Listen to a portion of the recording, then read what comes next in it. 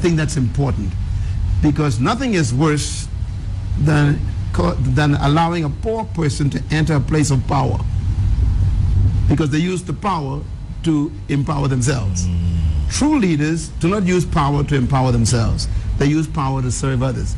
And so I appreciate this government's mentality, because they are trying to stamp out corruption. They're trying to destroy the spirit of selfishness. They want to see the service to the people as the priority. Keep in mind, leadership is not measured by how many people serve you. It's measured by how many people you serve. Service is the greatest act of leadership. Serving the people is why you exist. So anytime a leader wants to be served, that's not a leader, that's a parasite. And every time they're amassing wealth for themselves? Well, that's exactly. Corruption is a result of a poverty mentality. You know, I read a statement by the great King Solomon.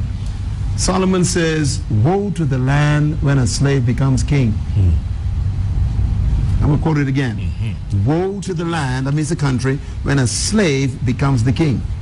What he's saying is, the country will be destroyed if the person who's in power thinks like a slave. A slave is someone who is being stripped of everything. This spirit of scarcity and lack is in their minds. So they want everything for themselves immediately. And that's why poverty remains in many countries, because the person in charge is a slave mentally. And they want to accumulate to themselves and forget about the people. I believe the future of Africa is going to be in the hearts of people, young people, and also older people, who begin to appreciate the fact that greatness in leadership is empowering other people, not pursuing power, and serving other people, not being served.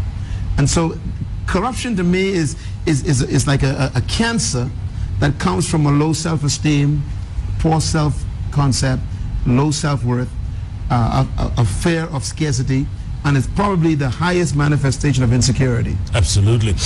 That